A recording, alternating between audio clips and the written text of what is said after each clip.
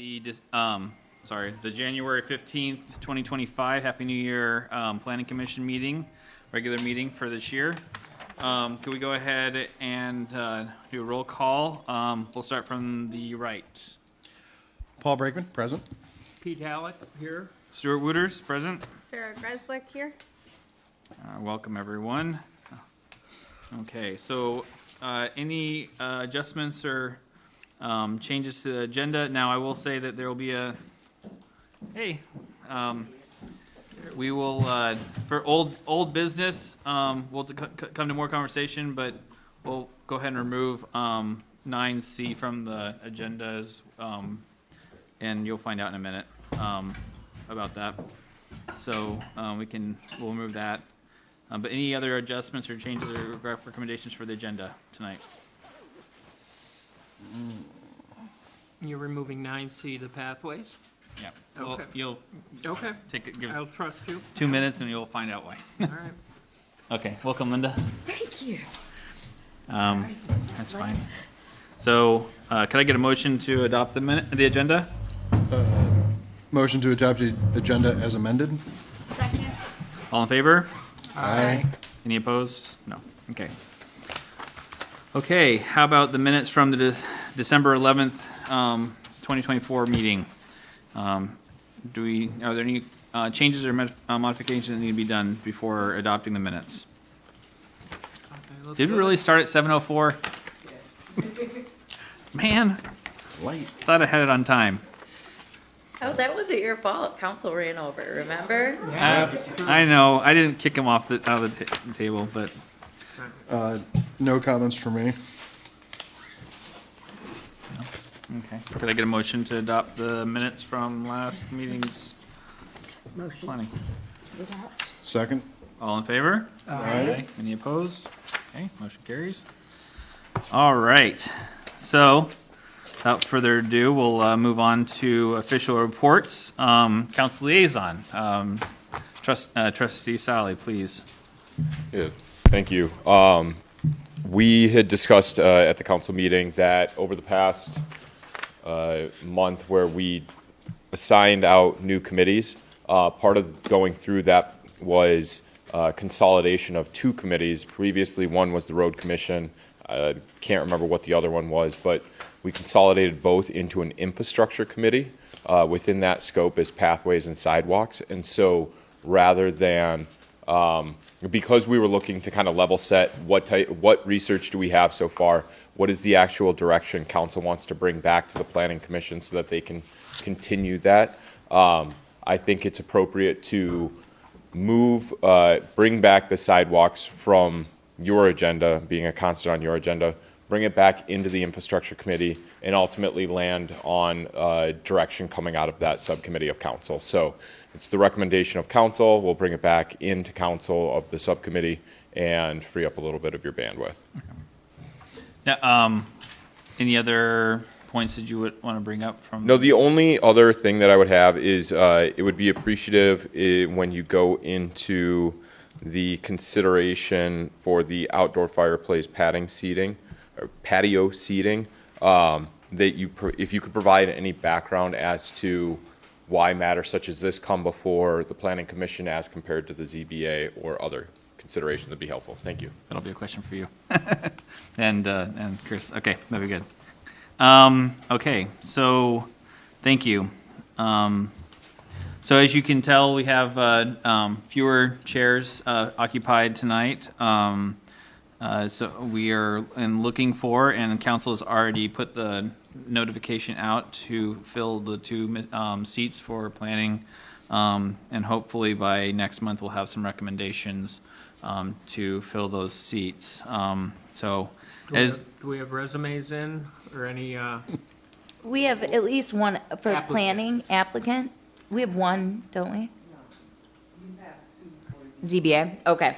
So no applicants so far for planning. I don't have a close date on that. So all the information would be available online, or you could contact the office. But I thought it was important that we talk about it at a meeting too before we were to close it. So there are currently 2 vacant seats. Those will remain open, and we encourage anyone who's interested to go out online or to contact the office to apply. And just from my perspective of these positions, anyone that's interested, please feel free to reach out, ask me questions, or any of the members of planning as to what it entails, what we do, and how you can participate. I will say that when I joined Planning Commission, I had a kindergartner at the time, so it was a younger family, and we still made it work. But also we've been fortunate to have villagers that have multi-generational in the area as well on the commission. So we have a very diverse group, and so we want to continue that trend of having different backgrounds within planning, because it helps us make decisions that represent our neighbors. Those are the main things I wanted to bring up for as a chairperson report. The other thing is that I'm requesting that we work with the building office to, as we get close to wrapping up ordinances, instead of sending a memo, to get confirmation or feedback with regards to the ordinance, we invite them to our meeting before the public hearing, to make sure that it's clear, the ordinances are clear, that they're easily executable by our ordinance officer as well as the building official, because unfortunately some of the things that we've seen in recent years and recent months with several of the ordinances that we've worked on over the last couple of years has not been exactly clear as to how they've been executed, as far as what our intent was. Or there's been ambiguity in how they're, or maybe not evenness in how they're executed across all situations. So that's one of the things that we want to try and avoid. So those are some things that I hadn't talked to you about before, but it became very apparent to me over Christmas, talking to several villagers over Christmas. This includes fences, lighting, and burn ordinance. So those are the things that there's some questions about. Okay, any commissioners? Can I give Oh yeah, sorry. Can I go for a Yeah, second? you're not on here. Normally you're like right around. We don't put you in there, but council liaison and chairperson usually jump in there. Please. Okay, so a couple of things just to reinforce. Stuart brought it to council's attention about having Bill Denon sit back in at pertinent ordinance conversations, and I could not agree more. I think we continue to work, at council's direction here as a planning commission and bring Bill in just before we would have a public hearing and make sure that we've dotted all our I's and crossed our T's, because increasing the communication between council, administration, and the planning commission is absolutely a priority, and there's so much good work coming out of these different bodies, but not necessarily, we're not all communicating at the same time. I think that's going to help a lot. So in the past, he had been, that had been removed from his responsibilities, but as an administrator, I'm perfectly comfortable bringing him back, and that is also supported by council. So thank you, Stuart, for thinking about that and bringing that forward to council, because I think that that's really important. The next thing that I want to talk about is, and I think we'll probably hear from it from public comment tonight, is I don't know how many of you watched Monday's meeting, but we had some public comments that came through about a pathways study survey that Sarah had put together for some residents. So what we saw was a lot of confusion with that survey, because residents who were reading it, we were contacted by a number of them, thought that had been at the direction of the village, or had been the direction of the planning commission, or that Pathways was a project that was further along than it is currently. And if you go back to Monday night, you'll see some of the public comments that we had with residents that were concerned with Pathways.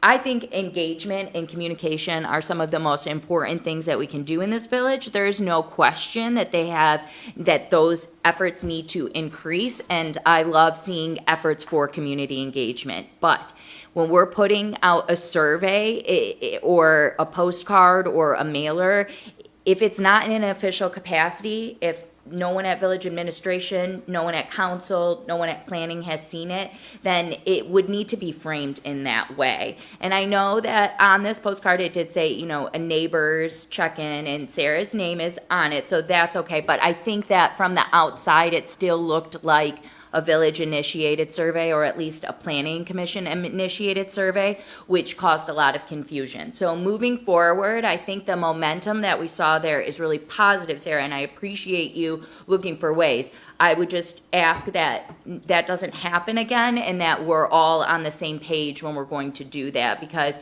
getting public comment and having council have no idea that this even went out. And myself, I was only notified by residents 2 days before a council meeting that had gone out, and I hadn't seen it.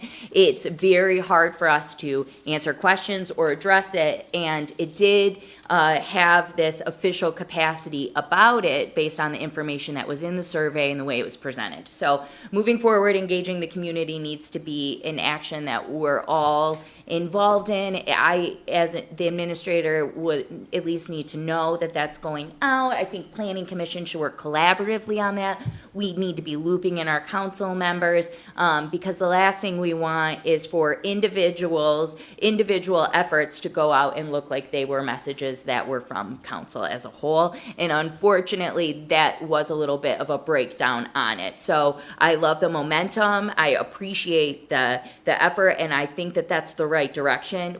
I would just ask that moving forward, we do it in a more collaborative way, so that we're very clear about where it's coming from and where the intent is there. Go ahead, Stuart. Can I just, before you say anything, I just want to, this is just general clarification for villagers in general, not just people that happen to be on planning or other, because there's websites out there Yep. that they're not official Franklin Villager websites, but the material there looks very well done, and it's maybe not be sanctioned from the village. Is there a way that is there verbiage that can be put in letterhead, or for villagers that are concerned and want to write a survey? Because back when we had the short-term lease, there was a survey that went out, not by us. Yep. And it was presented to us as part of our discussion. The same thing with golf carts. Is there You as mean well? the petition? Petition? Yeah, Yeah. the petition. Petition surveys. I could How- absolutely draft a disclaimer. So, I mean, it's only going to be as good as the people putting together the petition. I have no problem working on some tight language that would be a disclaimer that would be asked to be put on any independent. This is not, an official action of the village, what have you. And I think that's a good idea, and I can definitely share that with planning. But when it comes from outside of that, all that, it would be difficult to have, a different resident who's not watching this meeting, who isn't aware of that, to use that disclaimer language. So I think that when we see those type of things, even though it can or it cannot be good data. Not all data you grab is good data too, right? And so we need to be careful in that way too. But I think that when we become aware of those, we need to publicly speak as to where they're initiated from, and say this is not, while this may be good data, this is not initiated from the village. And in the meantime, if planning commission or residents that or that you're involved with are looking to this, I would be happy to draft a disclaimer that says, slap that on the postcard, put it on, your letterhead that says that this is not an official action of the village. Okay. Yeah, because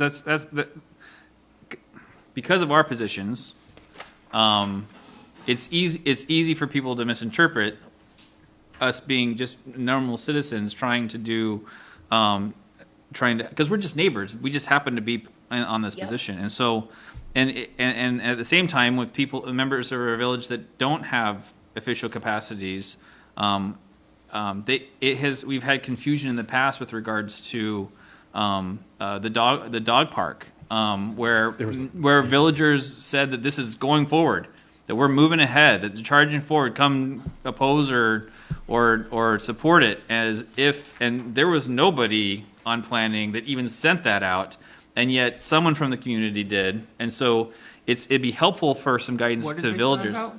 They sent out a warning that like, hey, your backyard's gonna now be a So- dog park. People come in yelling at us. we're Right, like, what? and I think, this is something that comes with the territory.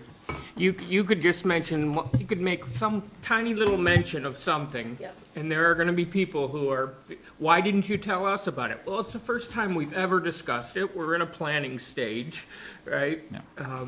So I do think some of it comes with the was- territory. That was golf carts too. I remember it was the outcry. It's I like, think it's tonight been- was the first reading that we did do the ordinance. Yeah. What are you guys talking about? No, I think it's pretty consistently across the board. If you mention something, if something gets mentioned, people will feel like they're not being included. Immediately, will start feeling like they're not being included. I think that that's a really good point. So Yeah. maybe the solution isn't trying to, stop all of these separate factions from putting information out. Maybe the answer is when an official capacity engagement goes out that we're paying homage to it. It's on our website, it's on our Facebook, so Yeah. that if you're receiving a petition, a postcard, and anything else that, that you can't really tell if it's coming from the village Here's a or copy. from someone else, you could go over to our website and say, is it there? And I think that that could be a good solution. And that's just, a more communication. So maybe creating a spot. Let me brainstorm this and bring it back. I'll find a spot on the website. I'll create a spot because I think that that's important.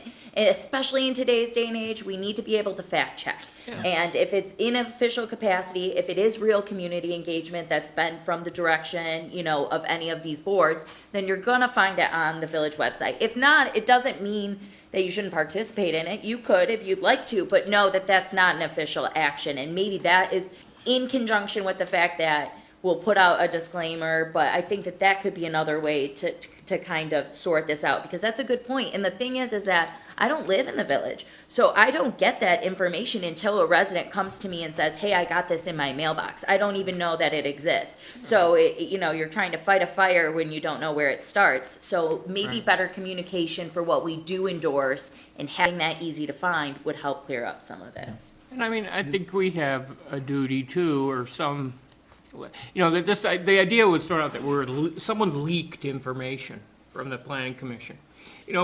How is that possible, to leak information from the planning commission? We're being filmed, It's this is a public meeting, right? And, I viewed it as my job to let people know, too. It's like, go out and let people, hopefully, some of us have lived here a long time, and we know a lot of people. We went to school with them. We went to the Birmingham schools with them. So it is, hopefully you can go out and you can talk to people personally, too. And you don't have to you're not speaking for the village necessarily, but you could say, here's some things that are going on, please come to our meetings, Yep. get involved.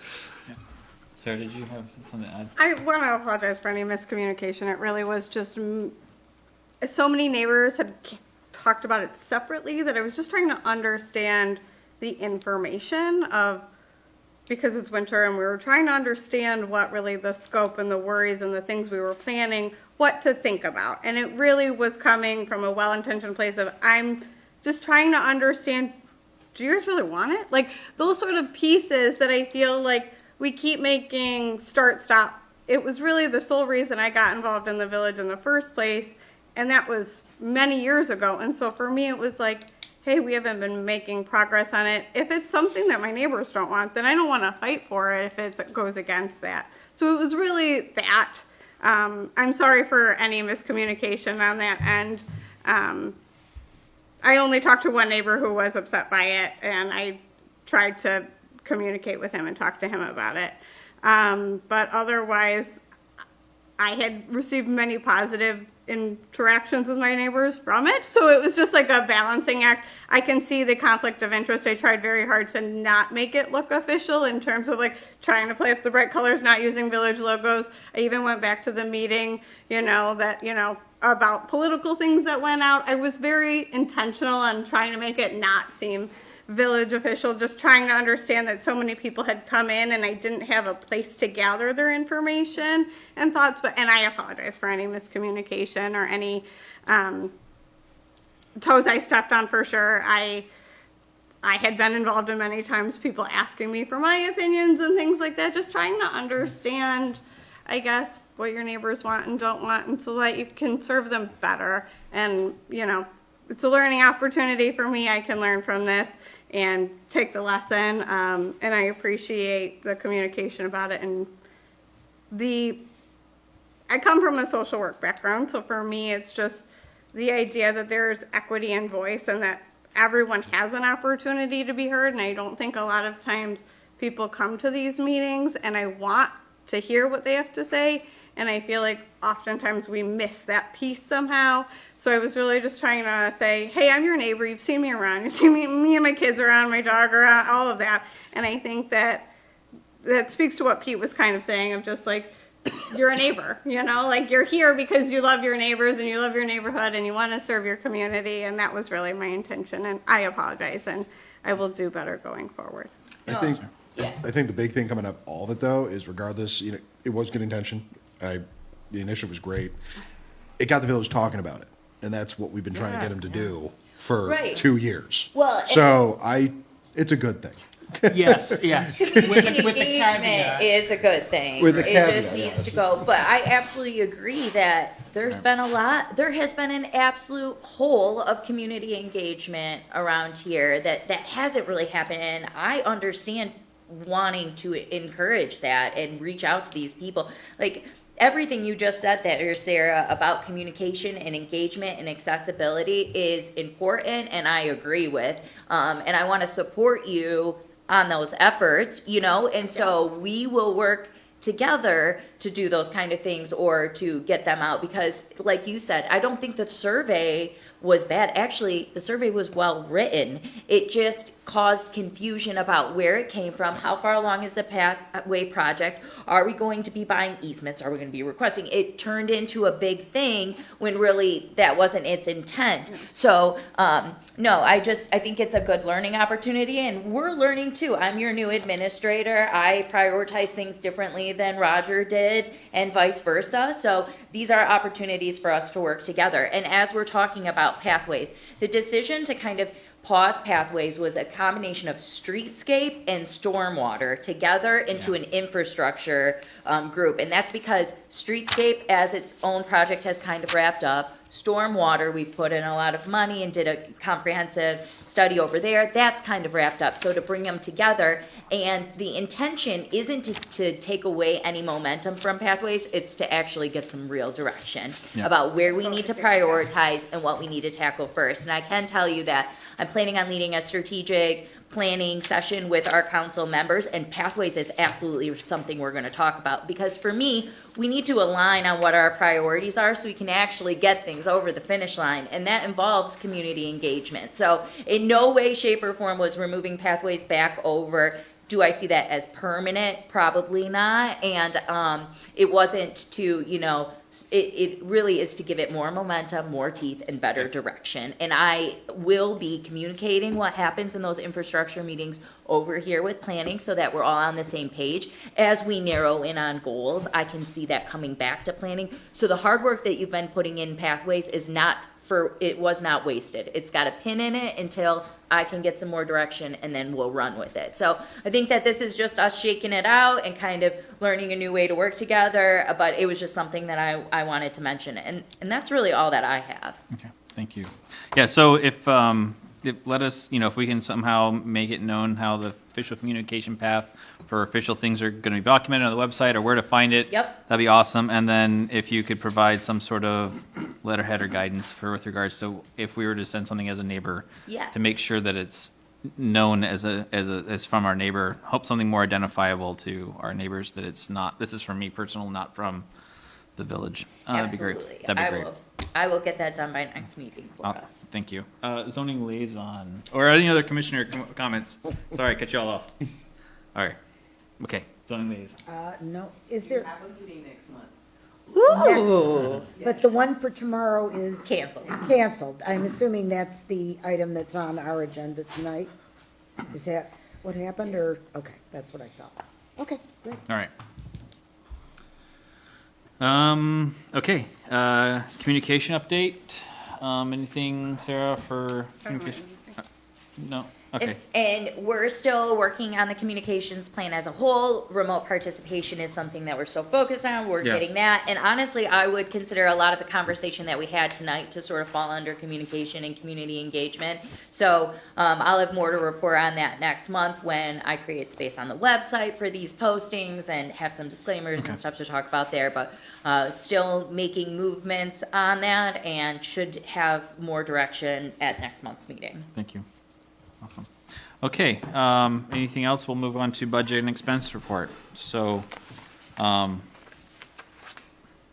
this is the latest as of last week, right? As of last month. We have not received the latest invoice yet. Okay. Right. So any questions on the budget? No. Okay, all right. So then we'll move on from budget and expense report. Really, we don't have a lot that's to talk about with that anyway, generally. Public comments. Okay, so with public comments, we have two old business and one new business discussions. So if your topic is on the agenda, you're more than welcome to come up for public comments, or you're also welcome to discuss or bring up points during those topics. If there's anything outside of those topics that we encourage you to come up now. So since we just removed pathways off the agenda, if you want to come up, you can as well, or talk here. Yeah, sure. All right, thanks. So my name is Rich Nunzianti. I live in the northeast section of Franklin. And yeah, I do want to talk about pathways. And I'm not quite clear at this point with the discussion that we had, whether the idea of carving pathways into our neighborhoods on private property is still sort of an open item that may be in the planning stage, or even prior to that. I mean, I can't quite tell where that idea is. I understand the discussion we just had about the survey and so forth. Just to clarify a few things for you, just so you know that you can speak more with more information. So right now, the village does have property that we can put pathways on, and so those are our priorities right now. But connectivity of the village is something that we're trying to improve, and that's part of what the infrastructure group is going to work on. And in some of those cases, there are opportunities potentially, if neighbors are willing to allow it for easements for villagers to use as a pathway. That could be an opportunity, but it's not an activity that's being pursued actively. Okay. It's right now that the priority are the areas of the village that we do own as a village. Scenic Court Lane. There's already a path there. It's mulched but not maintained as well as it could be. The Jen Stam property where we have the museum. There's a walking path area that's been overgrown that could be improved for people to walk on. Any connection with regards to the not the FCA property because they own the property here, but there's property the village owns along there. Does it make sense to put a pathway to expand what FCA has already done? Things like that. Those are the current things that we can potentially consider doing more actively or more soon. And your opinion and your input Yes, is please. welcome. Great. So, Go for I it. prepared some remarks. I might as well dive in. Yeah, please. I might go prov- ahead. I I might- just wanted to give you a little more background. That's Sure, all. sure. Well, I appreciate that, yeah. Yeah, I might actually provide some levity, I guess, sort of. So Monday night's village council meeting was sort of a Twilight Zone experience for me because I did come to express my opposition to the idea of creating pathways through people's yards to connect one street to another in these pockets of streets within the village based on the red circles on the map that was in the survey. So while I appreciate the intention of connectivity and so forth, I strongly oppose the idea of doing that, carving the pathways for security. You know, we had Chief Lawson here talking about issues in security and so forth in the village and in the area, particularly with criminals. I hate to sound dramatic, but people scouting the neighborhoods and so forth, and then following FedEx trucks and so forth, and planning home invasions and so forth, which have happened recently. So my concern is security, really, and having these paths through people's backyards or adjacent to their property lines and so forth. I live on a pretty wooded lot, and my neighbors do as well. So we don't want we don't want to make it any easier if we'd be able to pass through from one area or one neighborhood to another. So that's purely my concern. You know, we don't need to give our police officers more work. I'm sure they have plenty to do, and they patrolling these little pathways in these pockets throughout the city, or sorry, throughout the village. They just don't necessarily need to do that, or they don't need to be put in any extra situations that put them at risk. So that's kind of it in a nutshell. I mean, I appreciate the explanation about this Can I whole ask- thing. Can we ask a couple questions, if that's all right? Yeah, of course. Is that okay, appropriate? for you? Okay, so the question thank you for sharing that, because I don't recall, and maybe someone has brought that concern up before, but I don't recall that concern being brought up before. So I appreciate Okay. that thought, because Okay. it's not been something that that we've actively considered as a concern. At least I have not. The question I do have about that is, I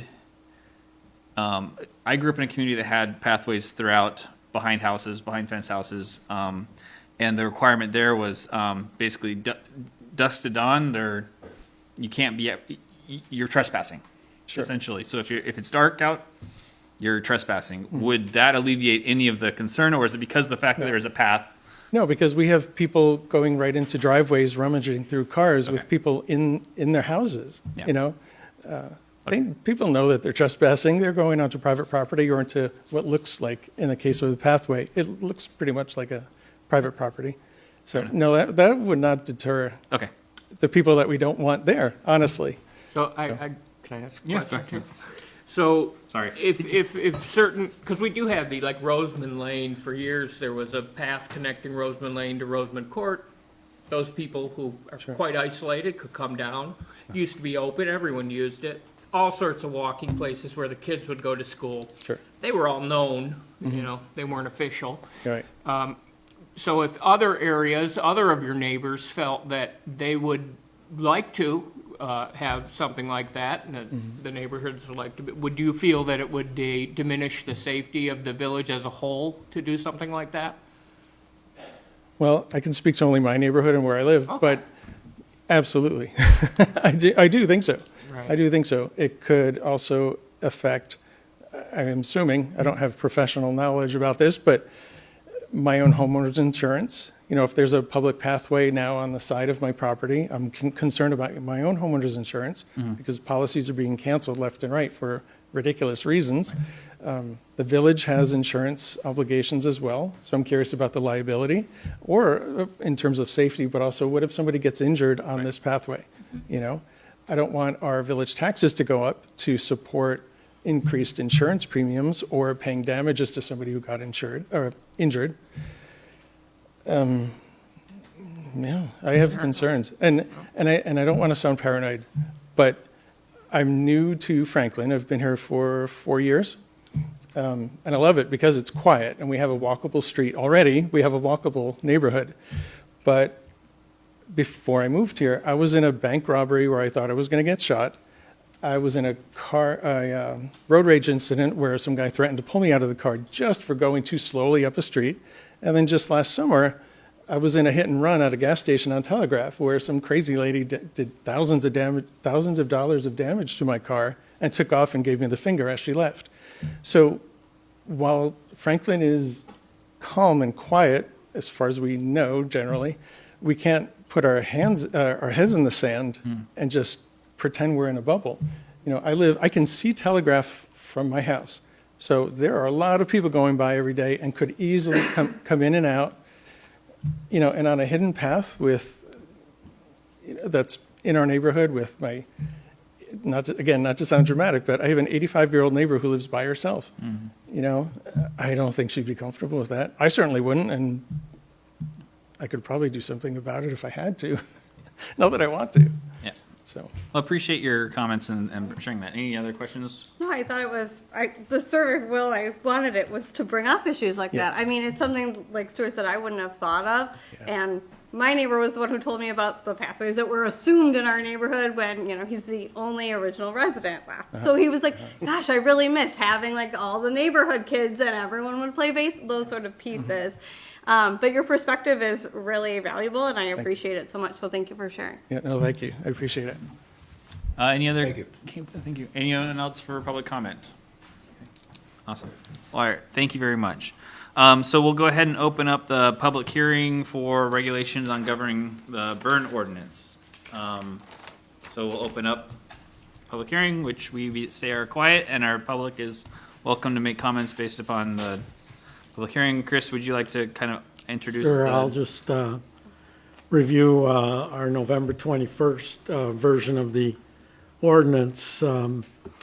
The current revision was based on comments offered by now trustee Ferris, also state regulations set forth in the Natural Resources and Environmental Protection Act, Public Act 451 of 1994, and the administrative rules related to Public Act 451. Open burning is regulated by the state under the solid waste management and air pollution control legislation and rules. Also, the outdoor burning model ordinance that is available on the Michigan Department of Environment, Great Lakes and Energy website. And also, we considered the existing regulations in Section 307 of the Village Code. Now, the actual regulations are greatly simplified based on some of the earlier versions that were reviewed by the Planning Commission. They're basically 7 or 6 subsections. The first subsection deals with applicability and talks about where these regulations are not applicable. For example, they do not apply to grilling and cooking of food. They do not apply to burning for the purposes of generating heat in a stove or furnace, things like that. The second subsection gives definitions. So, for example, it gives the definition of a bonfire, an occasional large, not to exceed 8 feet in diameter, controlled fire built in a field or large open area for the purposes of entertainment or celebration. It gives definitions for campfire. It gives the definition of open burning, which is basically the definition out of the administrative rule 299.4101 of the solid waste management control rules. Gives the definition of refuse. One of the most important definitions, it gives the definition of yard waste, which is out of the state regulations. And the definition of yard waste is leaves and grass clippings. Now, you'll notice it does not include logs. The existing ordinance in the village includes logs and yard waste, but the state regulations specifically do not include logs as yard waste. So the existing regulations are in conflict with the state law. So this third subsection deals with the burn permit, and a burn permit, as specified here, is required for any open burning of yard waste and bonfires. And it's something that can be obtained online. It's a fairly simple permit to obtain. And basically, you specify the date, the hours, and the purpose of the fire.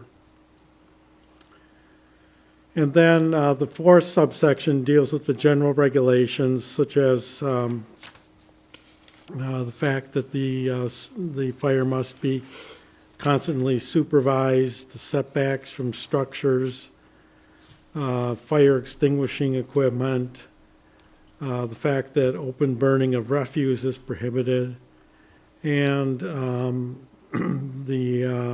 regardless of whether a permit's been issued or not, if the fire department finds that wind, weather, or other conditions are of such a nature to cause a fire to be a potential hazard, then you're not allowed to burn.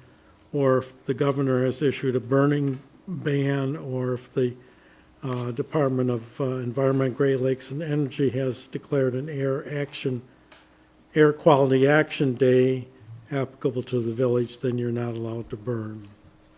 Then the fifth subsection deals with regulations concerning open burning of yard waste, some specific regulations dealing with that particular aspect. And then the final regulations subsection deals with regulations concerning bonfires and campfires, some minor regulations of what sorts of things you can burn in bonfires and campfires, and the fact that they have to be, campfires have to be contained in a fire ring made of metal or rocks. So it's a fairly straightforward and simple ordinance in its present form. And it's totally consistent with state regulations. So, public comments are welcome at this time. We'll hold our comments until after we close the public hearing. If there are no public comments, we'll, please then. Thank you, trustee. Yeah, just for clarification, Chris, you had stated that there's a conflict between state law and our current ordinance. And that may tie into something that I had questioned in the introduction, not in the actual ordinance itself, but it says, as discussed in November 20th, state rule allow only burning of leaves and grass clippings in cities and villages. That's right. Burning of trees, logs, brush, and stumps is prohibited. Is that prohibited by state law or by village ordinance? That's prohibited by state law. Okay, then I would ask, to the extent that we're citing something as prohibited by state law, could we associate a footnote with the citation to the law? Yeah, I can certainly do that. Okay. It's actually footnoted in the regulations, but I can note that in my letter when I send it to council. Okay, it's footnoted in here. Yeah, on the first page. Is it the 2994101? Yeah, So I looked at that and I didn't see anything Well, prohibiting. No, it's the. no, Footnote 3. it's the footnote 2, actually. I'll have to, it doesn't give the exact specification. I'll make Okay. sure that that's included. Yeah, that's very helpful. I guess my question would be then, and following that, under the presumption that burning of trees, logs, brush, and stumps would be prohibited, then how does that reconcile against the last subsection, which is for bonfires and campfires? So if it doesn't permit for logs, branches, stumps for burning, that would include, I guess that would be regardless of what you're burning inside of. Right, you're not, so an open burning, it does not have a containment structure. So you're making a pile and Okay. burning it. And so that's the difference. So if you have a campfire, it has a ring that's made of metal or stone or other material. Whereas open burn, it's a, So I would suggest maybe a revision to the definition of open burning then, to be more explicit within that, because it's talking about without passing through a stack or chimney. It's not talking about the actual containment of a ring, which I think is what you're more suggesting. a No, burn, there is no containment of a ring in an open burn. Right, and that's or what a I'm saying burn is barrel, that. or, like, that's a, yeah. Right, but it says without passing through a stack or a chimney. Do we consider to be a stack or a chimney like a fire ring? No, Right. that would be, like in a fireplace, for Yeah, and that's how I interpret it. But what I'm saying is open burning says kindling or maintaining a fire where products or combustion are emitted directly into ambient air without passing through a stack or a chimney, including the use of a burn barrel. So that would read that a burn barrel is insufficient. So my point is we're limiting to, unless it's contained within a chimney or a stack, it is open burn. No. That's not how I read it, but That's not how I read it either. I read This is the exact definition out of the state regs. So I'm sort of hesitant to change it.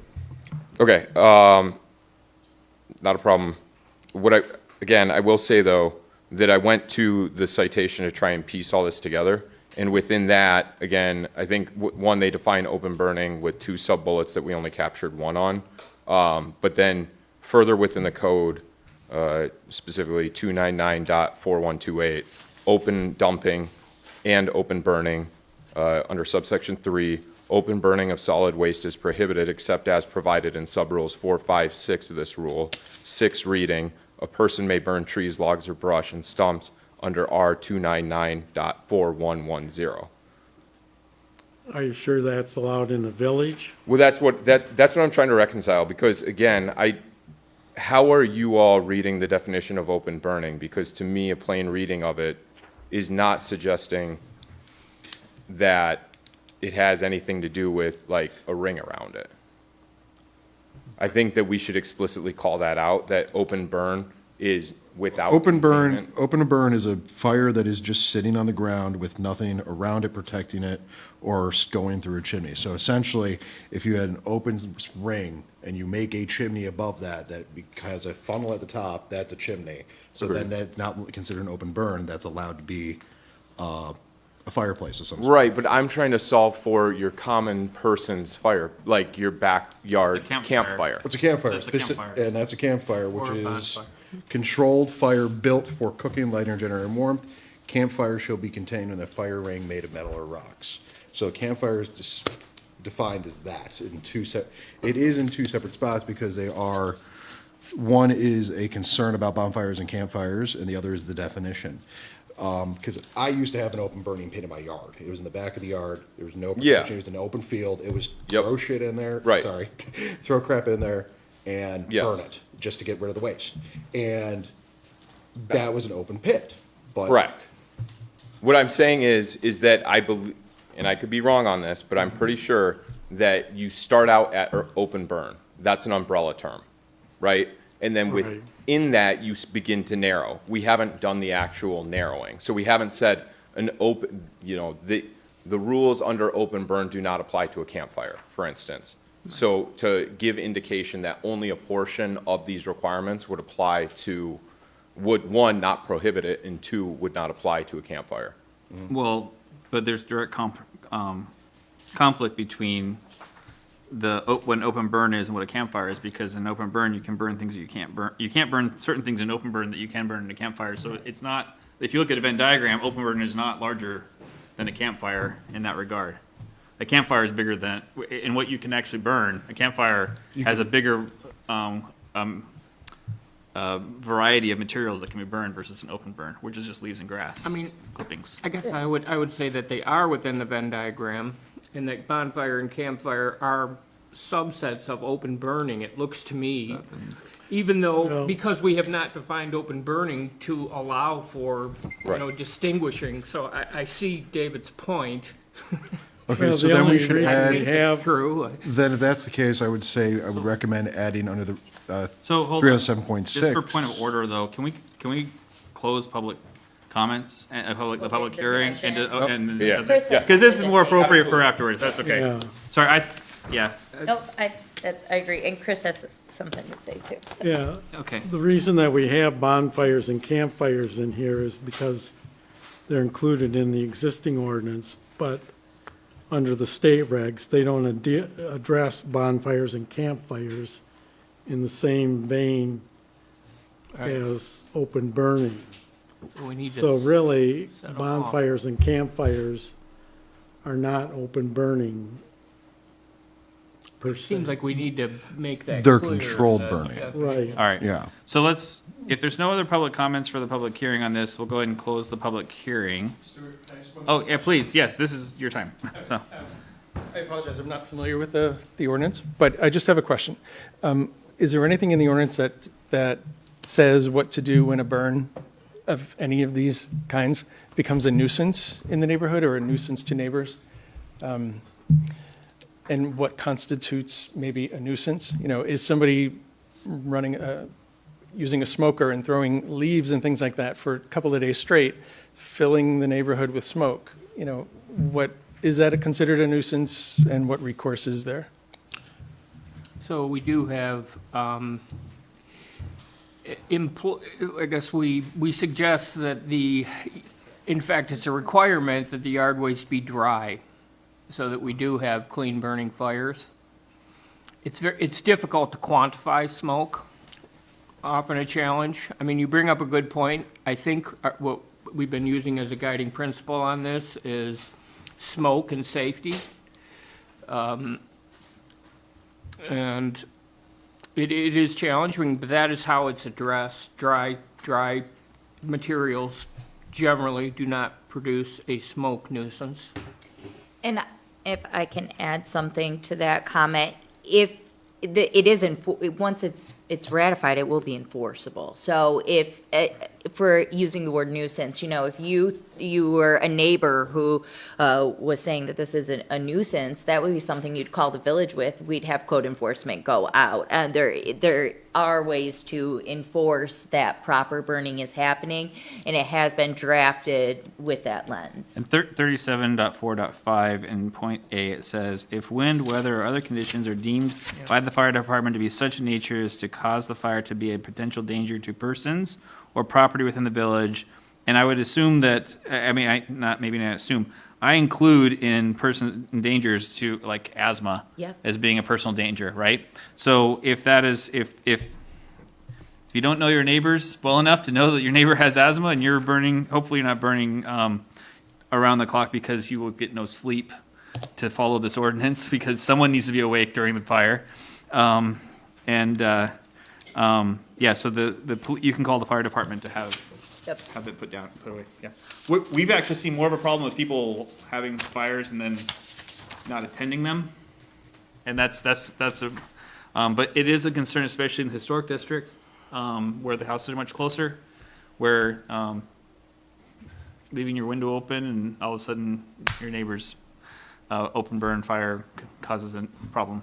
So, yes. And fire departments have ways to measure that, and so, yes, if there were, and if any resident had any concern about a fire, they should call the fire department immediately, and they'll come out and look at it. So at this time, we'll go ahead and close the public hearing unless there's other public comments, and we will move to old business, which now opens. Are we not gonna have comment?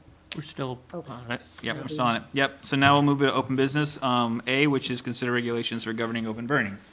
So All right. now we can have our trustee Sally. Please let's continue the conversation we were having earlier and clarify anything that needs to be clarified. And Chris, I think you were explaining just a minute ago how bonfire and campfire is defined by the village. And what does that mean relative to open burn, since those are not defined by the state statute? Yeah, I think, well, I see they are included in the state model ordinance, though, the outdoor burning model ordinance. Campfires and small bonfires for cooking ceremonies or recreation are allowed, provided they do not cause a nuisance. But they're sort of separated from the open burning regulations. I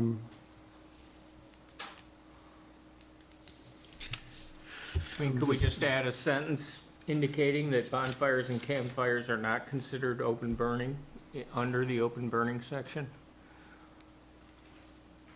I would I agree to think that. that would Why, probably be we can just say that appropriate. they aren't considered that. I would agree to that. Yeah. That would be the easiest Yeah. addition. I think that would be appropriate. That go with you and everyone? No, that's good for me as well. Go ahead, Linda, please. I think especially in light of what's happening with our neighbors in California this week, this is Our close neighbors. really important. And I think that our biggest challenge is not that people are burning leaves and grass clippings, but that they're burning leaves, grass clippings, and the twigs that turn into branches, that turn into logs, and that is a real chance of getting out of control, so. Which is, an with an open open burn, which is why we limit that, right? Right. Agreed, But agreed. I question the number of people that are gonna sift through what they're raking up before they burn it. And I think it's important that we have something that is enforceable, because if we do have somebody that's violating that on a regular basis, it will be nice to have something to enforce. Again, the enforcement of it is up to the neighbors that deem it's a nuisance to report it to the village and the fire department. And then that's how it's enforced. If it's bothering you, talk to your neighbors. If they don't agree with you, reach out to the village. So, I don't know, I had a question about, for campfires, wooden pallets. Is that a recommendation? And, like, I don't understand that at all. Because there's nails, I mean, I don't know. As somebody who's used wooden pallets as fuel before, it's common sense for a person to use that fuel to take them out prior. So I'm assuming if you were using wooden pallets as And then it the becomes source- scrap wood.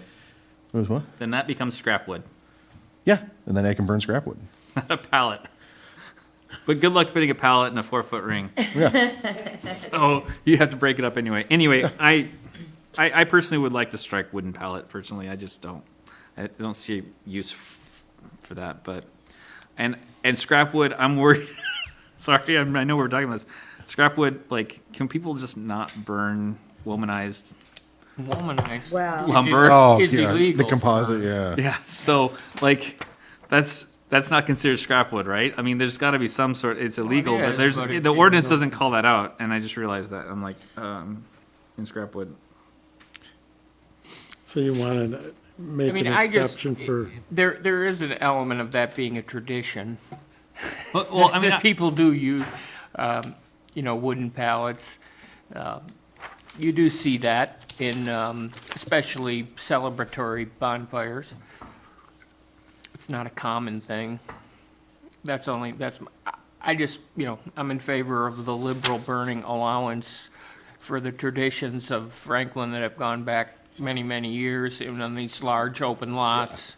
I see your point. We don't want to encourage And you don't craziness. really know what was stored on those pallets and what's seeped into those pallets. I mean, we used to let our kids ride in the back of cars without car seats and, smoke 3 packs of cigarettes. Half a the, day. half We the houses in the found out village have it's not good asbestos. for us now. Half the houses in the Well. village have asbestos and lead in them still, so. see, this is Like the here.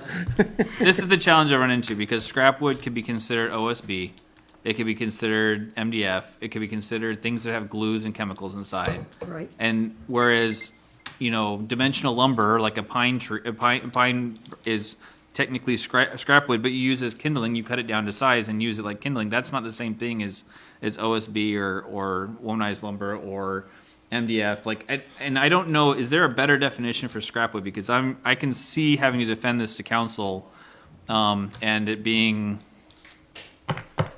it being a hang up. You could say scrap lumber.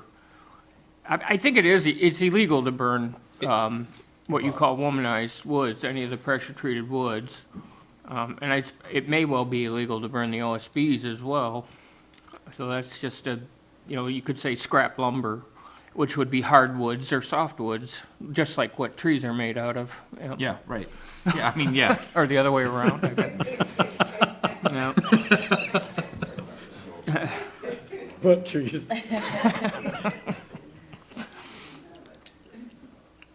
Chickens and ducks. Yeah. I'll come up with the definition of, Okay. How about just chemically untreated or Natural, Yeah, natural lumber. natural.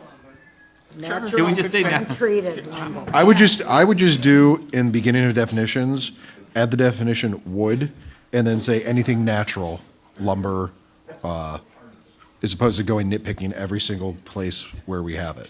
Because wood is, Yeah, I'll- I think the definition of wood for this ordinance would be better. I'll come up with, And I think we have to go back to what we always go back to. We're not drafting these ordinances for the average person. The average person is going to know. You're Common gonna have the sense. common sense. But Oh, we're drafting it for the person that doesn't have the common sense. Yeah. And that is So upsetting kids. their neighbors. And I think a little bit of ambiguity could definitely work in our favor. Yeah, so, okay. So. I do have one point of clarification, just so I know, when, under 307.4.5, all of that information, is that easily accessible on, like, that you could find that any of those hazard alerts or anything like that, is that on the burn permit, so that way people have a way to The check? ordinance on the burn permit. Yeah, okay, but like, no, I mean, like, is there a way for them to check, yes, there is not an air quality issue today? Oh. Like, I'm just saying, like, wondering, if someone doesn't know where to look for it, is it just easily accessible that, hey, I'm putting on a permit for this day, oh, I recognize that there's an air quality day, can't do it today? Like, I just wanna know, is that easily accessible somehow for those people on the burn permit? it's on the Michigan, for example, if the governor issues a burning ban or the Eagle issues a burning ban, that would be on the state website, obviously, but also air quality action days are always, the news stations Yeah. always. No, I get it, I'm just saying, if someone wants, they can have plausible deniability of, I'm just not checking those places, don't recognize it, and then they go ahead and sign up for the permit, it may not be caught, So- whatever it is. I'm just saying, it doesn't feel like it's accessible information that they then have to go check the state of Michigan. I recognize that it pops up on my cell phone, hey, bad air quality today, but if you're not thinking through all of those steps, Yeah.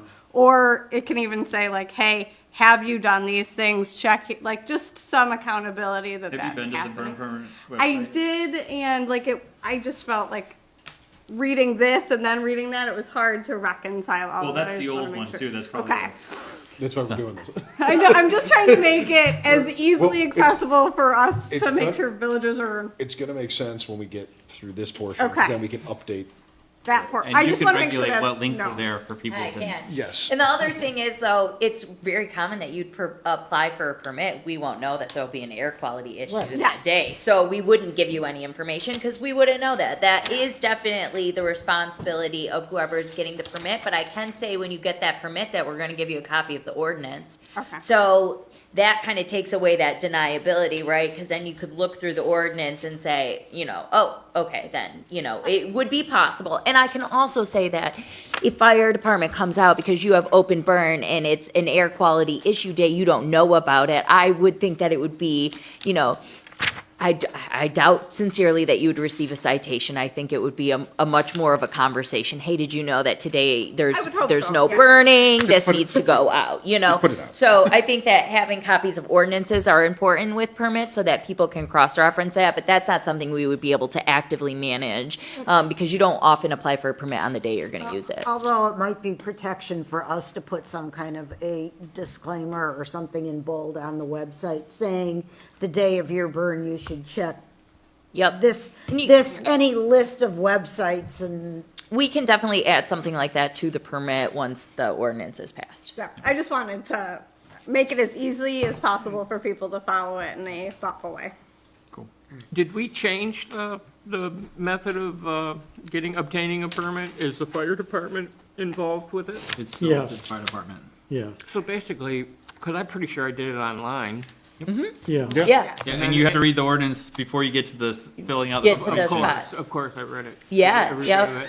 And then I sort of under the impression that Tony checks a button or whatever. I'm sure he But you reviews guys those. do too? Well, no, I mean, I'm speaking like Tony, us, administration, you know, in that regard. No, but Tony would, him or his designee would be reviewing those.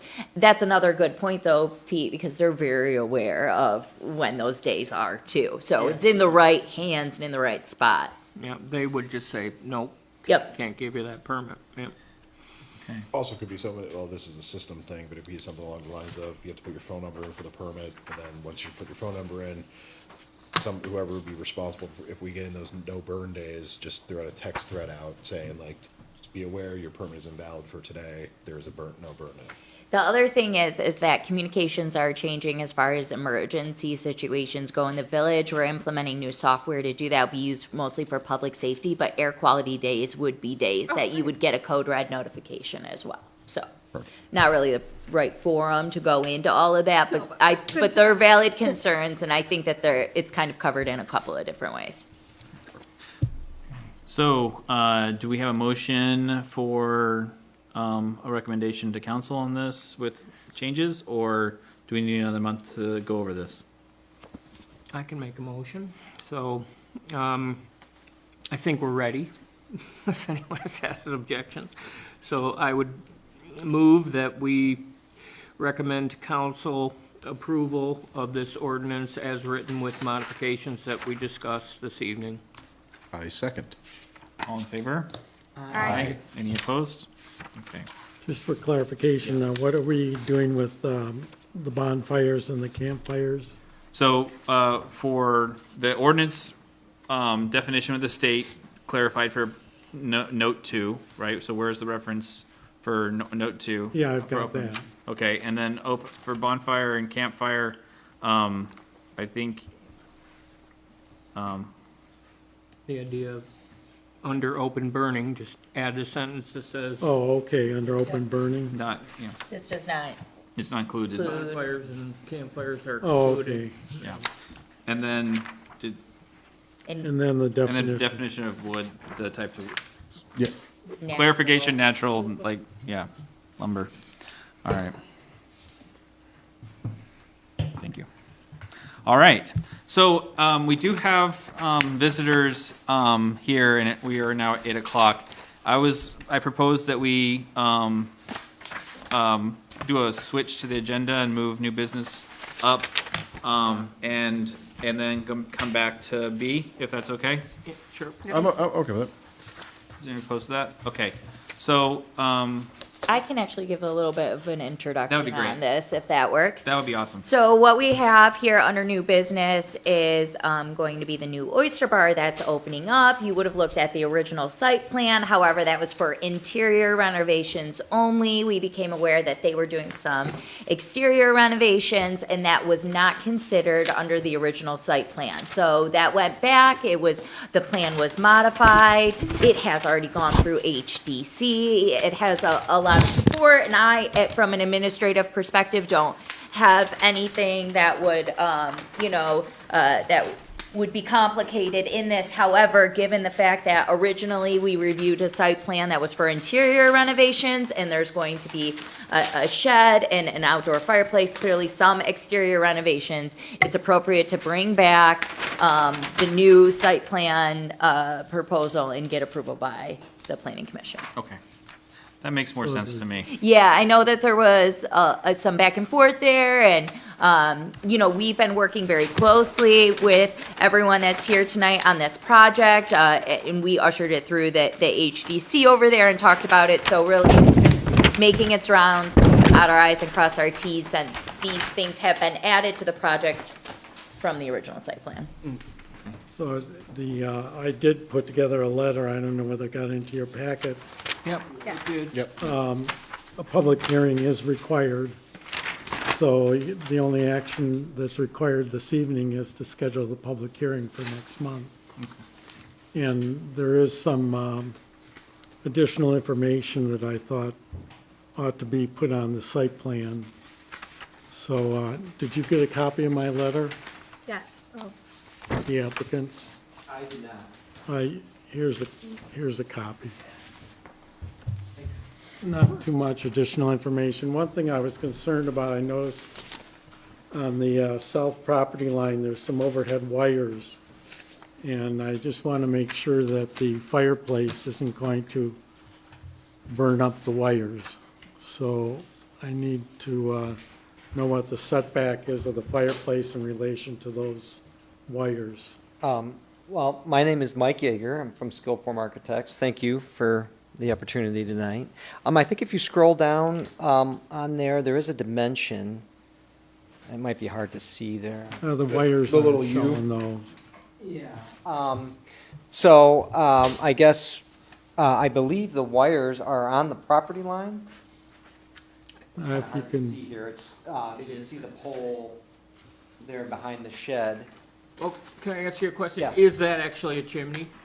It is a chimney. There's flue gas going up there? It would, yeah, it's going to be a gas fireplace.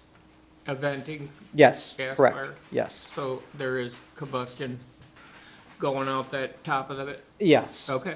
correct. Combusted gas going out the top of Yep. it. Yeah, Yep. not wood, yeah, But, correct. If it No was, scrap then wood. it wouldn't. Yeah, no scrap wood or treated lumber. I mean, do you know that, I mean, most of these things, it's this gonna be is a half of it. gas appliance, right? Correct. Yeah. And, very often, by the time you get up that high, you're not talking about very high temperatures, which would alleviate the concern for the wires, but it sounds like we don't know that information, so we better make sure the wires are not in the way. Yeah, you can Correct. see the wires in the photo. Right. Yeah. right. Yeah. The natural gas, propane? Yes, correct. Natural gas. Natural gas, okay. Yeah. The ruling for a wood stove on your property No, is I'm like just- 10, is 3 feet above the Well, I'm just saying natural gas, the open burning doesn't apply to natural gas, so. Yeah. We're good there. Doesn't. no, but I don't see a problem with the power line, but okay. So we'll so I guess a motion to have a public hearing for review of the site plan. Can we? I mean, we'll need a motion for that to move forward with this plan. Is there anything that we need to do for that? Any applications or anything? No. Okay, Nope, you'll be all set. So after, if that moves forward, we will go ahead and put out notice and you'll get right on that agenda. We already have copies of the site plan. I think just clarifying that setback with the wires would be helpful for that. Sure. Additional information. yeah, I haven't had a chance to read this. Are there any cliff notes that you could tell me? Just some additional information like the materials of the shed and things like that. Okay, yeah, we could put that on the drawing if need be. Yeah. Is We that, also have the HDC application. Maybe Right. that would be helpful to attach because that would have all been discussed during the HDC meeting. Yes. Oh, they've And been was to the approved. HDC? It's already been to HDC Oh, and okay. approved. Yeah. So materials have been approved, everything down to aesthetic, color, Yep. where it's positioned, size, all of that has been approved by the HDC already last month. And Yeah. there's no zoning No zone, considerations Nope. on this at all? nope, not at all. So Okay. that's why it wouldn't be appropriate to take to ZBA. And the conversation that happened at HDC was really healthy, and I don't think you left with any direction or changes from that. It was all agreed to Correct. and approved at that time. Yeah. So this has already been through HDC. correct. Then I'll make a motion to have a public hearing in the month of February for this. Give me a second. I'll second. All in favor? Aye. Any opposed? Great. Thank you. Thank you. So we'll get a notice that, is it here? It'll be here, I'll go ahead Okay. and follow up with Yeah. an Okay. email Great. for you, but it'll be our February 19th. it'll be our regularly scheduled planning commission meeting, and like we had the burn ordinance open meeting tonight, we'll do that, the Great. same thing. And if you get a chance to put your architect's stamp on the plans. Sure. And I know we've got it still says Kokensparger on the drawings, the previous owner. Oh, yeah, okay, yeah, we can put our stamp on it. Why not? Yeah, sure, yeah, I'm happy to. We appreciate you being here and Yeah, showing us thanks. to talk Yeah. about We're learning a lot about Thanks for coming. firewood and Firewood. everything. natural wood. Well, it was important. We had to pass the fire before you could put a fireplace. I in. know, that's what we were talking about, yeah. There you go. Yeah, Sure. my name's Nick Eftis. I'm going to be the executive chef and a partner over at the Oyster Bar. So, just to clarify, so the shed, I understand your concerns about the wires with the fireplace. And you can clearly see them in the picture, even though, you know, they're back a ways. But for the shed, my question to you guys is, I'll be honest with you, I was hoping, we were all hoping, well, because we're getting ready to open, this shed is coming from Tough Shed. We're ordering it from them directly. They will not, it's built to order, and it takes about 2 to 3 weeks for us to get it from the day we order it. We were hoping to get this shed, the slab, anyway, we're hoping to get the shed in place when we open, before we open. Which is when? Hopefully, like, last week of February, second week of March. Realistically, probably first or second week of March. So we were hoping to walk out of here tonight, being able to go place an order for a shed tomorrow or in the next week or so. What are your guys? Can we split the difference? I understand the concerns and hesitation on the. I wish we could. Yeah. No, we could. Okay, I wish figured we could, I'd I'm try. sorry. We Yeah. have to have the public hearing on it. Okay. You know, yeah, we have to have the public hearing on it. Okay. HGC didn't have concerns with it. We don't have any big concerns to follow up on it Okay. here tonight, but the public hearing has to take place for that, so. Okay. And then it goes to our council, Yep. right? Well, No, No. not for site plan review. not Yes, for it site does. We're plan. okay? All right. Yes, sir. So right Okay. after our next meeting in March, right? Hang on.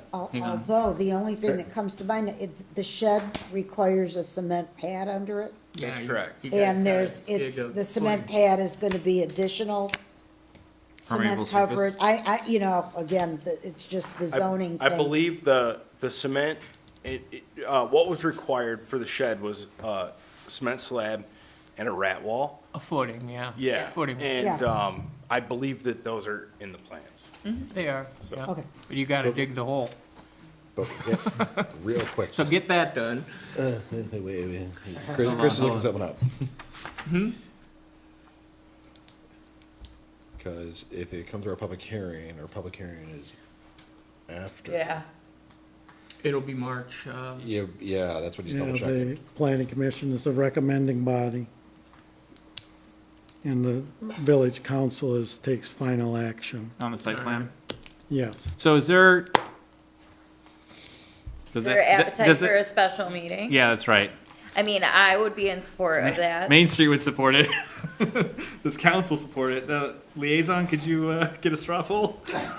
I mean, I'm thinking not special meeting for council. What's our notice time on the public 15 days, hearing? 15 days. Could we do a public hearing prior to the February council meeting, which would, of you guys to hold the public hearing for it? And then that way it could go to council for approval on the second Monday of February Well, and how many then not days do we wait need another per- month. how many- 15. 15? So we'd have to hustle. Yeah. We'd have to get done tomorrow, but I don't see if this body would be willing to schedule a special meeting to hold the public hearing in order to. We're talking, Literally just a public. we're talking Wednesday, the 5th of February? I will not be here. I will. We need all four, we need at least I can- 4. I can make the 5th work. I can make it work. Okay, I can be here. 4 of us. Okay, we got 4. We're So fine. Yeah. I'm gonna follow up with our applicants with an email that outlines this, but what I'm hearing from this body right now is that they're willing to make an exception and hold a special meeting for you on the 5th to have your public hearing, which if you get your approval, then could move to council the following Monday. And that would be the final approval you would need. Otherwise, if we don't do that special meeting, you're gonna have to wait till the March council meeting. Okay. So, I'd really appreciate it. I So, need some I had a oysters. question about that, because you do have to dig a footing, and you gotta go down 42 inches, it's cold, and the ground's frozen. Do you guys think you'll be ready for the shed? Yeah. So that we have to have that, because we are willing to sacrifice one of our evenings for you. But you know, it's I'm cold out excited. there, I'm not sure how many contractors are willing to dig holes at this time of year. That's their concern. It is Yeah, their it's- concern. it's- It is their Our job's to concern. approve it. They gotta But, do you know, it. we obviously, you know, special meetings cost us money. yes. Too. We have to And bring staff our, time. Yep. we have to, well, don't worry about us. but We'd have to get the, in by the you know, 21st. we have to bring the administration Consultant in and and stuff, and it administrator. does, it goes on our budget. How far So like back if do we you, have if to you get say it like, in? look, we're not gonna have our footing in until March 15th, let us know, and we won't have to have a special I could meeting. have I But think- we're gonna try, right? Yes, I think that's a valid point, Pete, because if something were to change between now and the special meeting, if you could notify us, obviously, we wouldn't want to continue with that. So you'll email me. I'm gonna email the team the path of what you need to do moving forward. And then I would be prepared on the 5th to answer questions. We'll get your HDC application out, but on your materials that you'll be using, and we have this concern about the wire, so let's be prepared to answer those. If we're successful on the 5th, you'll move the following Monday then over to the council meeting. Really appreciate it. We just want to keep the area nice and tight, and, you know, we take a lot of pride in this place. We're putting a lot into it, so. Yeah. We don't want Village to is pile our head up in excited, the you know, we It's a wanna lot of support history these there. projects, Absolutely. and so we're gonna see what we can do to make that work and still follow all the rules. We So, will. Thank you, guys. Thank you. Thanks, guys. Thanks for bringing that up. Yep. See you on the- All right, so we already had a motion for a public hearing. Oh, And- motion to hold a special public hearing on February 5th. Second? And Sarah, are you still seconding this, the? Sure, yes, second. No. All right. She had seconded the previous one, that's. Sorry, Hey. Pete. I want to keep Dana's notes straight. All in favor? Aye. Any opposed? Okay, good. Unanimous. All right. So we'll move back now to discussion on the amendment for cellular service ordinance. Chris, would you mind just? Yes, Look I at us. have a letter dated December 24th. We revised the ordinance. There were 3 issues that came up at the last meeting. The first one dealt with section 126503, subsection D2, dealing with co-location on page 6. And originally, we had listed 4, quote, justifiable reasons, unquote, for not co-locating. And Wally Haley, the communications law attorney, suggested substantially revising this provision by substituting language from section 15, subsection 6 of Act 365. And the Planning Commission expressed concern that the language from the act by itself allows the applicant to dismiss co-location without giving it serious consideration. So we talked to Peter, the village attorney, and we believe it's reasonable to reinsert the 4 justifiable reasons along with the language from section 15.6 of Act 365. So I think Good. everybody should be comfortable with that one. Then section 126503, subsection D6, minimum setbacks, top of page 7. Again, based on discussion with Mr. Haley, we had included a provision that would have allowed the village council, upon receiving a recommendation from the planning commission, to adjust the setbacks rather than going to the zoning board of appeals. And the planning commission expressed concern that this action amounts to a variance and should be handled by the zoning board of appeals. And we agree with the planning commission. So does the village attorney, so the provision has been deleted. Now, the one that's the difficult one. Section 126503D13, radio frequency emissions, that's at the bottom of page 7. The requirement that the applicant submit a report that provides peak monthly power outputs was deleted from the revised ordinance. The Planning Commission strongly argued in favor of retaining this provision. Upon further discussion, the village attorney confirmed his firm belief that Act 365 does not give the village the authority to require submitting such information. Even though it would require relatively small effort to receive and store monthly peak power output information on a computer, there's no one at the village hall who is qualified to review and interpret the reports. Furthermore, it's the FCC's responsibility, and it has the sole authority to monitor and enforce the peak power output. So that provision, we have not changed. And we received further communication from Wally Haley's firm. And he's expressed two additional concerns that I wanted to bring to your attention. That's not in this memo, No, though. That's not in this memo. It came relatively recently. First affects 126503B1, which is on page 5 of the regulations. And it deals with new support structures in the right-of-way that are equal to or less than 40 feet in height. And he is now contending, which seems to be in conflict with what he said when Megan, Peter, and I met with him. He's now contending that they should be permitted through administrative review rather than going through site plan review. So we're not comfortable with that one. Okay, so no change is recommended. Pardon? No change is recommended for us to make a change for that. Well, I think Peter's still investigating that one with Wally Haley. Okay. Even though you're not in favor of it, but we still need to do more work on it. Can you restate that just quickly, Chris? Where is that on the document? On page 5, it's 126503 subsection B1. It would be the second bullet point. So where it says site plan review shall be required for the following activities. Right here. It says installation of new wireless support structures used for small cell wireless communication facilities. So what Mr. Haley is saying now is that that should say, I guess, what it should say is he's suggesting for facilities that are over 40 feet in height.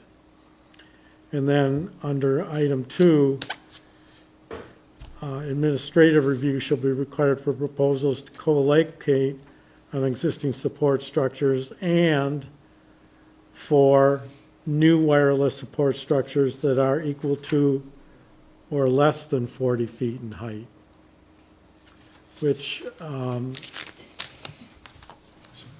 he's going we're back not on comfortable discussion. with that. Yeah. Right. Okay.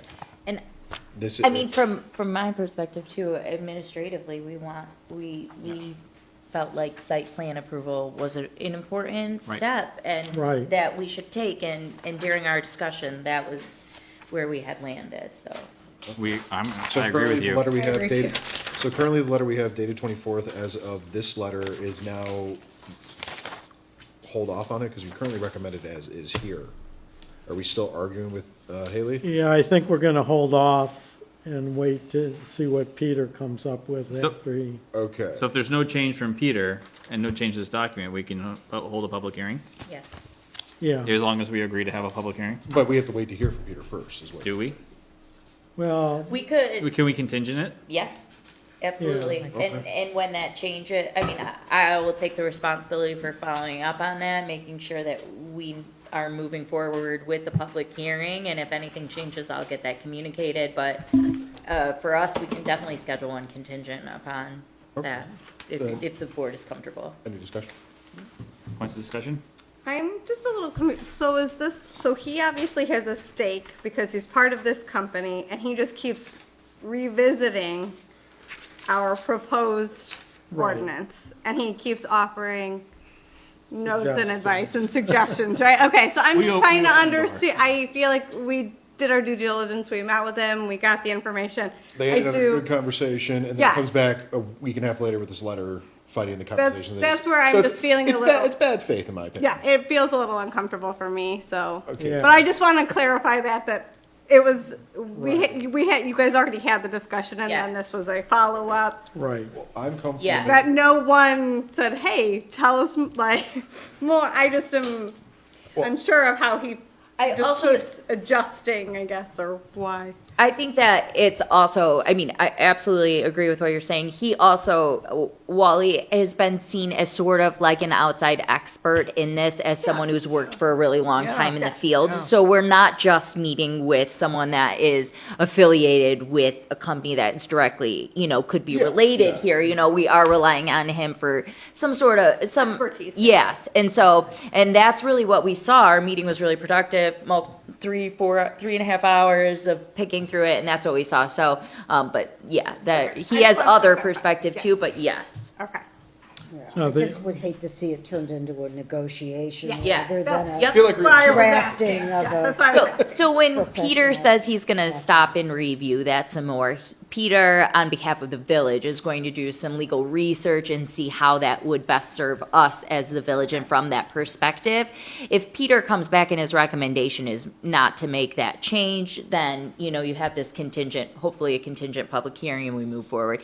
If Peter going out, finds reason why that should be incorporated in his opinion, we'll report that back. Okay. And I thought you said there was two things. That was Yeah, one? the second one Okay. is, on the same page, the fees and timelines for administrative review are not well stated. The revised ordinance says to refer to chapter 1440, which references permits, bonds, and deposits.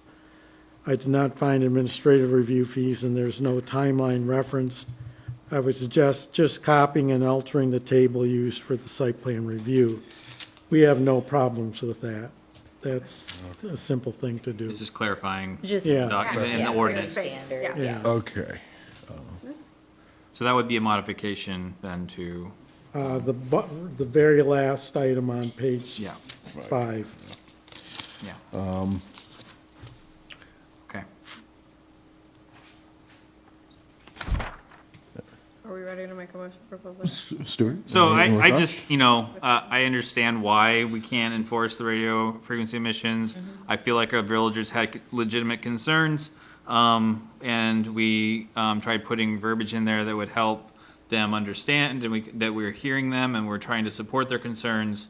So I am a little frustrated. I don't think that we need to have experts here in the village, in the village office to actually monitor.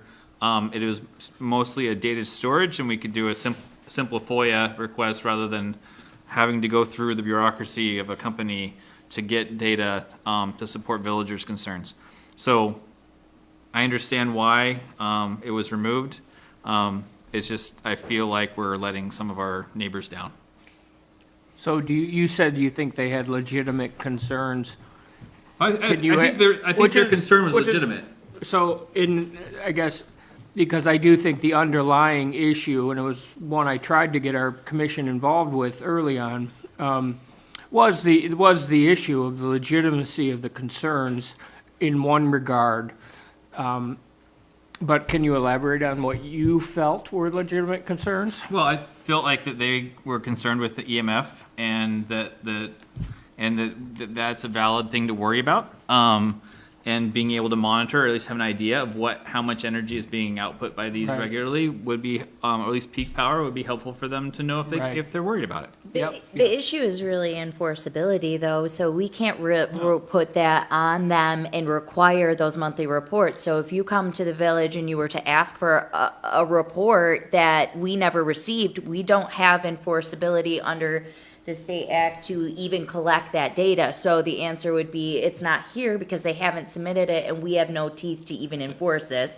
And in return, it is concerning that, let's say we did get a report that showed something, that's not of anyone in this village's responsibilities. So then we had a report that said that there were EMFs, but we weren't taking care of it. That's a liability for the village as well.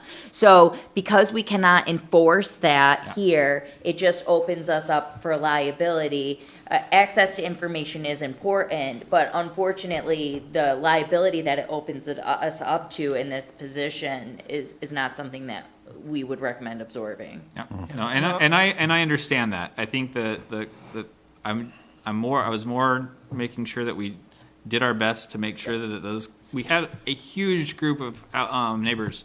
They came when this site plan came into us for the first time, and I want to make sure they feel heard and supported. Right, and that's good. I don't think we are addressing it, because it's the issue of safety. I don't think we've answered their questions. Obviously, there's uncertainty on that issue. I mean, because it was a mixture of not in my backyard. I think that was most of it.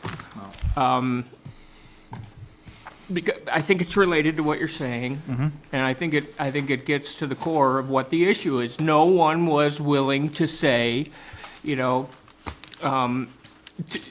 it's the village's position that 5G is safe to health, and until we do that, you know, we're not going to. We either decide either way that the village does not want any more 5G infrastructure, or that we do. Because you're going to have a minority of people saying that. It's hard to say, and while still respecting the position that, you know, it's not a closed case, but it's no legal grounds whatsoever to deny a tower at this point. Right. You know, you don't have any legal ground to stand on. Right.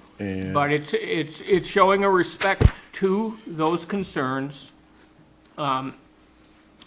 without coming to a conclusion or position on it. And I think, you know, we were afraid to come to a position on it, I think, is what it amounted to. And I get it, it's difficult, but, so at least it was an effort to at least respect those people who have concerns of health with 5G. We tried. Yeah, no, Right? we absolutely did. We did everything the concerned citizens and residents had asked us, and right here, section 3 in the letter, nail in the coffin is it's the FCC's responsibility and has sole authority to monitor and enforce peak hour power output. Like, it literally is something. It is out of our hands. Understood. Yeah, so I agree with you. It sucks, but we have no power. So do you want to make a motion with a contingent on Peter's research? I will make a motion to hold a public hearing at the next scheduled planning meeting on the 19th in contingent with Peter's findings. You wanted to last time, I'm gonna let Pete do it. Who wants to second it? I'll second it. Brock Baker. Sorry, Linda, there's nothing to second today. Your turn next. All in favor of the motion? Aye. Any opposed? Okay. Can I get a motion to Motion to adjourn. adjourn? Second? Aye. Oh, me. Oh, my God, sorry. I was ready to go. So did I? Linda seconds, all right. Did I do every All in motion favor? tonight? Aye. Yeah, I think you did everything.